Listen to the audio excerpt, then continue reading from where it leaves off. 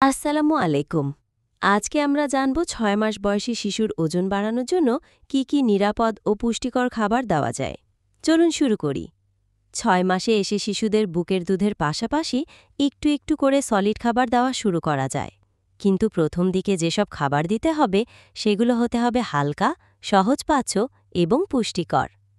এখন জেনে নিই ৬ মাসের বাচ্চার ওজন বাড়ানোর কিছু কার্যকর খাবার। মনে রাখবেন, বুকের দুধই এখনও প্রধান খাবার। বুকের দুধ, ব্রেস্ট মিল্ক, সবচেয়ে পুষ্টিকর এবং ওজন বৃদ্ধির জন্য উপযুক্ত।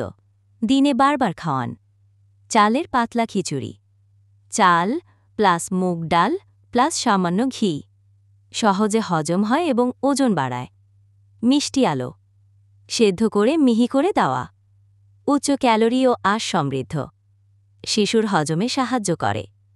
পাকা কলা বা পাকা আম। মৌসুমি, ঘন ক্যালোরি ও শিশুরা সহজেই পছন্দ করে। কলা হালকা সিদ্ধ করে দিলে ভালো হয়।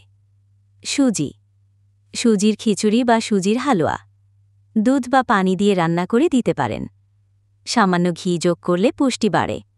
ডিমের কুসুম, ৮ মাস বয়সের পর দিলে ভালো, কিন্তু কারো কারো ৬ মাসেই স্বচ্ছ হয়।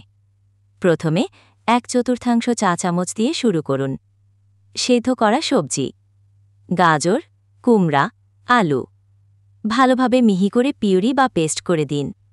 সতর্ক থাকবেন, একসাথে অনেক কিছু খাওয়াবেন না। নতুন খাবার দিন ৩ দিন পর পর। মধু, গরুর দুধ, লবণ বা চিনি দেবেন না। আর ওজন বাড়ানোর চেয়ে শিশুর সুস্থতা ও হাসি মুখটাই সবচেয়ে গুরুত্বপূর্ণ। আপনার ছোট্ট সোনার ওজন ও স্বাস্থ্য ঠিক রাখতে এই নিয়মগুলো মেনে চলুন। ভিডিওটি ভালো লাগলে লাইক, কমেন্ট ও সাবস্ক্রাইব করতে ভুলবেন না। আল্লাহ হাফেজ।